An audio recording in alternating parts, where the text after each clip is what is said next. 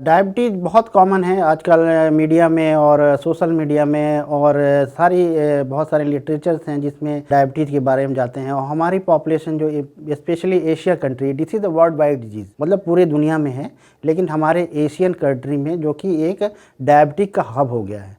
तो डायबिटीज़ जो होता है वो this is a metabolic disease. Metabolic disease का मतलब कि हमारे शरीर के मेटाबॉलिज्म जो है वो डिस्टर्ब हो जाती है, जिसकी वजह से डायबिटीज़ होता है, जिसमें मेनली जो होता है हाइपरग्लाइसीमिया कहते हैं, मतलब ब्लड में शुगर की मात्रा बहुत एक नॉर्मल लेवल से बढ़ जाती है, तो उसको हम डायबिटीज़ कहते हैं। डायबिटीज़ एक ऐसी बीमारी है जो हमारे शरीर के प्रत्येक अंग को प्रभावित करती है, जिसमें मेन है ब्रेन, आँख, हार्ट, किडनी और आपका जो है पेरिफेरल वैस्कुलर डिजीज, जैसे कि हमारे वेसल से संबंधित जो प्रॉब्लम होती है उसको हम लोग पेरिफेरल पीवीडी या पेरिफेरल वैस्कुलर डिजीज कहते हैं। जैसा कि हम जानते हैं कि अगर डायबिटीज का अगर समय से इलाज नहीं हुआ तो डायबिटीज एक ऐसी बीमारी है जो कि आने वाले दिनों में या बहुत दिनों तक अगर स्टेबल है और प्रॉपर ट्रीटमेंट नहीं लिया गया है या डॉक्टर की सलाह नहीं मानी गई है प्रॉपर ट्रीटमेंट के लिए, तो हमारे प्रत्येक अंग को प्रभावित कर सकता है। जैसा कि हमने बताया कि ये ब्रेन में भी इफ़ेक्ट करता है। ब्रेन में क्या कर सकता है, फालिस की शिकायत होती है, जिसमें हम लोग अपनी भाषा में सेरेब्रोवैस्कुलर डिजीज कहते हैं, वो हो सकता है। तो आँखों को भी प्रभावित कर सकता है। आँखों में क्या प्रभावित करेगा, आपको जो है रेटिनोपैथी हम लोग कहते हैं, डायबिटिक रेटिनोपैथी डेवलप हो जाता है। हार्ट में भी बहुत ज़्यादा रोल है। डायबिटीज़ के जो पेशेंट होते हैं ज़्यादातर हार्ट की बीमारी की वजह से ही मरते हैं। तो हार्ट में ये क्या करता है, एंजाइना कर सकता है, मायोकार्डियल इन्फार्क्शन एमआई कर सकता है।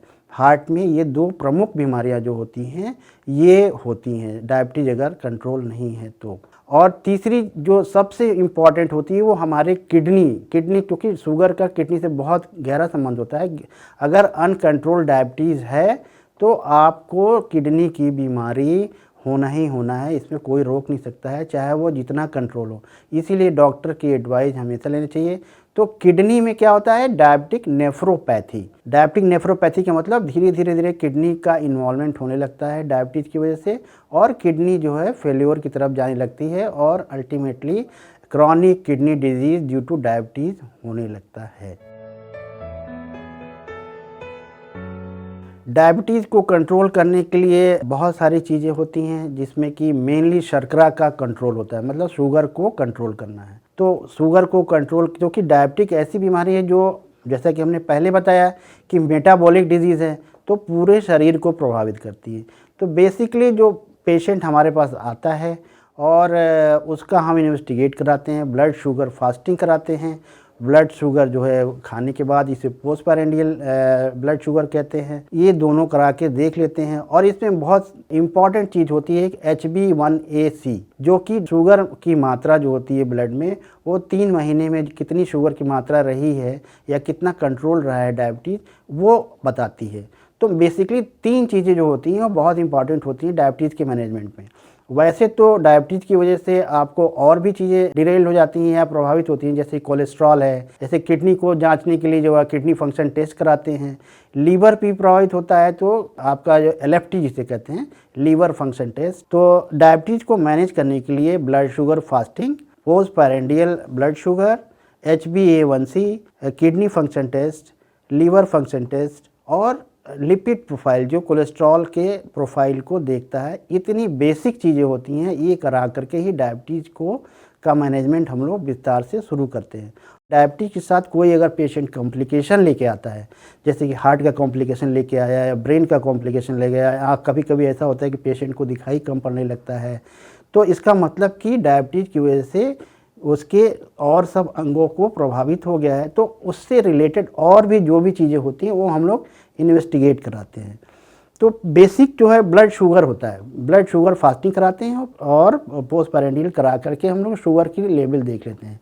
अगर फास्टिंग लेवल जो होती है 126 से ज़्यादा है और पोस्टपैरेंडियल मतलब खाना खाने के बाद जो शुगर होता है 200 से ऊपर है, तो हम लोग उसको डायग्नोसिस बना देते हैं कि patient having a diabetes. Diabetes जो होती है बेसिकली 2 तरह की होती है। तो ये लेवल है या वैल्यू है जो शुगर का, अगर इससे ज़्यादा अगर पेशेंट को आता है तो हम लोग उसको डायबिटीज़ के ट्रीटमेंट के लिए प्रेरित इसलिए करते हैं कि डायबिटीज़ जो है एक बीमारी ऐसी है जो कॉम्प्लिकेटेड होती है और जो कॉम्प्लिकेशन डेवलप करती है लाइफ में।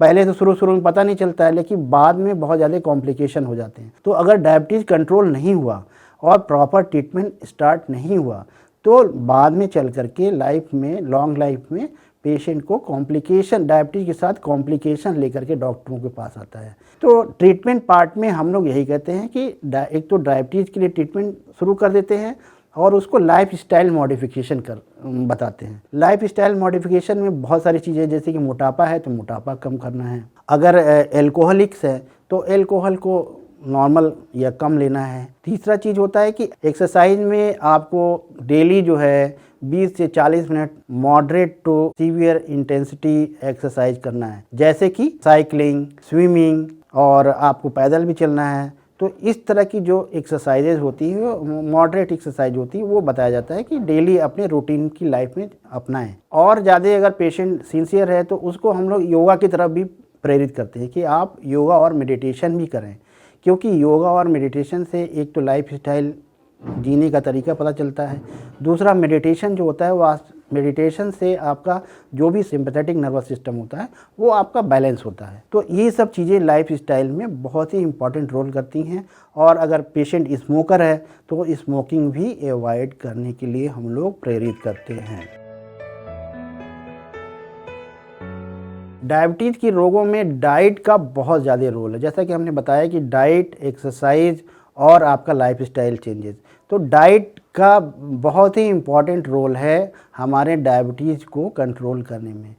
जैसा कि हम जानते हैं कि डायबिटीज़ पेशेंट के लिए 1600 कैलोरी जो होता है वो डेली का जो रिक्वायरमेंट होता है, जिसमें आपका फैट जो होता है वो आपको 20 से 25% लेना है टोटल डाइट का, और प्रोटीन की मात्रा भी 20 से 25 लेना है, और आपका 60 से 65% आपको ग्लूकोज का सेवन करना है। मतलब कुल मिलाकर ये होगा कि फैट मतलब कार्बोहाइड्रेट डाइट, प्रोटीन डाइट, 3 तरह की होती है। तो इन सब चीज़ों को मैनेज करने के लिए एक डाइट चार्ट होता है जो हम लोग पेशेंट को देते हैं कि आपको ब्रेकफास्ट में क्या खाना है, लंच में क्या खाना है और डिनर में क्या खाना है।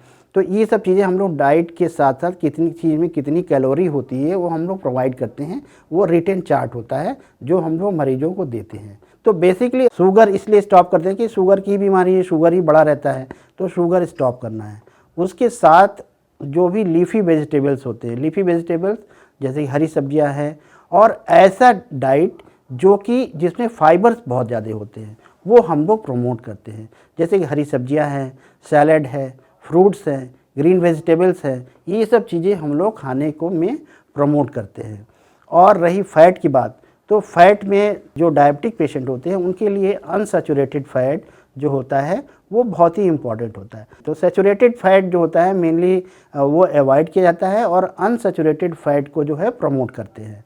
जैसे कि अनसैचुरेटेड फैट में 2 तरह का होता है, तो इसमें इसका रेशियो जो होता है सैचुरेटेड फैट और पुआ और पॉली अनसैचुरेटेड फैट और mono unsaturated fat. Saturated fat का 3 फ्रैक्शन हो गया, जिसमें 2:2:1 इस तरह का रेशियो लेते हैं। मतलब 2 जो लेना है वो अनसैचुरेटेड फैट लेना है, जिसमें मेनली जो होता है पॉली अनसैचुरेटेड फैट लेना है, और 2 का रेशियो जो होता है वो आपका जो है मोनो अनसैचुरेटेड का रेशियो होता है, और 1 जो होता है वो होता है सैचुरेटेड फैट भी ले सकते हैं। क्योंकि कैलोरी का बहुत ज़्यादा इंपॉर्टेंस है, क्योंकि जिस हिसाब से आप खाना खाते हैं उसी हिसाब से आपकी ब्लड में शुगर की मात्रा को हम लोग निर्धारित करते हैं, और वही हमें कंट्रोल करना है। ये आप सोचें कि केवल दवाइयों से ही कंट्रोल हो जाए, नहीं, दवा से आपका ब्लड शुगर लेवल डाउन तो हो जाएगा, लेकिन खाने का बहुत ही महत्वपूर्ण रोल है, जिसमें कि हाई फाइबर डाइट और आपका फैट जो हमने बताया इसका बहुत ही इंपॉर्टेंट रोल है। तो हम लोग यही कहते हैं कि जैसे कि हम लोग जैसे चावल खा रहे हैं, आटा खा रहे हैं या आलू खा रहे हैं, तो ये बेसिकली 3 चीज़ों को हम लोग अवॉइड करते हैं। और जो जैसे गेहूँ है या रोटी खाते हैं तो मल्टीग्रेन जो अनाज आता है उसको हम लोग प्रमोट करते हैं, या मल्टीग्रेन का आटा भी आता है। बहुत सारी अब तो कंपनियां भी आ गई हैं जो मल्टीग्रेन आटा बनाने लगी हैं, जो डायबिटिक के लिए बहुत ही इंपॉर्टेंट होती है। मल्टीग्रेन आटा और फाइबर्स डाइट का यही इंपॉर्टेंस है कि जो भी शुगर होता है ब्लड में उसका एब्जॉर्प्शन स्लो होता है, तो जैसे हाई फाइबर डाइट या आपका मल्टीग्रेन आटा खाएंगे तो इसमें क्या होगा कि शुगर का एब्जॉर्प्शन धीरे धीरे होगा। तो जब बॉडी में शुगर का एब्जॉर्प्शन धीरे धीरे होगा तो दवाइयों का जो कंट्रोल होगा वो बहुत ही अच्छा होगा। तो इसलिए डाइट का बहुत ही इम्पोर्टेंट रोल है डायबिटीज़ को कंट्रोल करने में।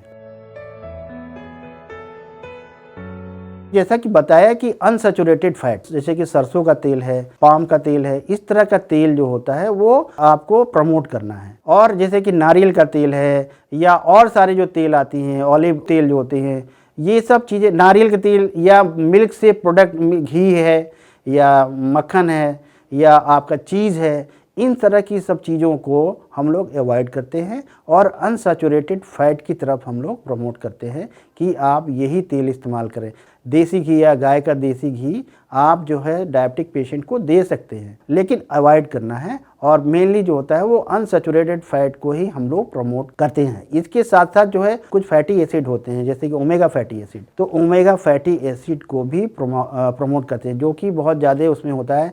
मछली के उसमें अंडे में होता है, जैसे जो लोग फिश खाते हैं उसमें होता है, या तीसी होता है, तिल होता है, ओमेगा 3 फैटी एसिड होता है, जो खाने में डायबिटीज़ के लिए बहुत ही इंपॉर्टेंट होता है। डायबिटीज़ के लिए हम लोग यही सलाह देना चाहेंगे कि डायबिटीज़ एक ऐसी बीमारी है जो कि लाइलाज बीमारी है और ज़िंदगी भर दवाइयाँ खानी पड़ती हैं, क्योंकि आदमी डायबिटीज़ के इलाज के लिए जब भी जाता है तो डॉक्टर की सलाह को नहीं मानता है। कुछ दिन तो दवाइयाँ खाएगा और फिर उसके बाद दवाइयाँ छोड़ देता है। वो दुनिया भर की चीज़ें जैसे कि और सब लोगों से सलाह लेने लगता है, आयुर्वेद की तरफ भागता है, होम्योपैथ की तरफ भागता है, या और सब चीज़ें जो भी समाज में भ्रांतियाँ हैं उसकी तरफ भागने लगता है। लेकिन डायबिटीज़ के लिए हम तो पब्लिक से या आप लोगों से यही हम सुझाव देंगे कि अपने डॉक्टर से मिलें, कंसल्टिंग फिजिशियन से मिलें और उनसे समय समय पर जा कर के शुगर की जांच और जो भी जांच डॉक्टर एडवाइस करता है उसको प्रॉपर वे में कराएं और डायबिटीज़ को कंट्रोल करें। जो एडवाइस दवा या जो भी आप डॉक्टर एडवाइस करता है उससे जो है आप अपने शुगर को नियंत्रित कर सकते हैं। तो डायबिटीज़ अगर नियंत्रित रहेगा तो आपको डायबिटीज़ से रिलेटेड जो भी कॉम्प्लिकेशन है, जो कि ब्रेन में कॉम्प्लिकेशन होता है, किडनी में होता है, हार्ट में होता है, जो कंट्रोल हो सकता है।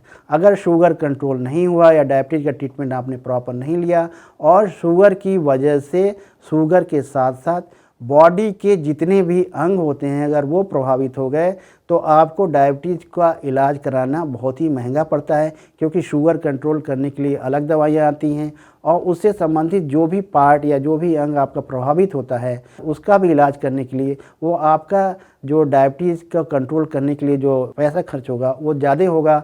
और एक बार जो कॉम्प्लिकेशन डेवलप हो जाता है वो रिवर्स नहीं होता है, इरिवर्सिबल होता है। क्योंकि इसीलिए हम लोग बार बार समझाते हैं कि डायबिटीज़ का कंट्रोल करना बहुत ही इम्पॉर्टेंट है। डायबिटीज़ कंट्रोल रहेगा तो कॉम्प्लिकेशन नहीं होगा, कॉम्प्लिकेशन नहीं होगा तो आपकी लाइफ स्टाइल अच्छी रहेगी और आप स्वस्थ रहेंगे। तो एक समाज में एक गलत भ्रांतियाँ भी नहीं जाएंगी कि ये करने से डायबिटीज़ कंट्रोल हो जाएगा, वो करने से डायबिटीज़ कंट्रोल हो जाएगा, जबकि ऐसा नहीं है। हमेशा अपने कंसल्टिंग फिजिशियन या डॉक्टर से सलाह लें, किसी की ना सुने और किसी की बातों पे ना आए कि ये दवा खिलाया गया तो ये कंट्रोल हो गया, वो दवा खिलाई गई तो वो कंट्रोल हो गया। नहीं, आप अपने फिजिशियन की बात मानें और समय समय पर जा कर के उनसे परामर्श लें।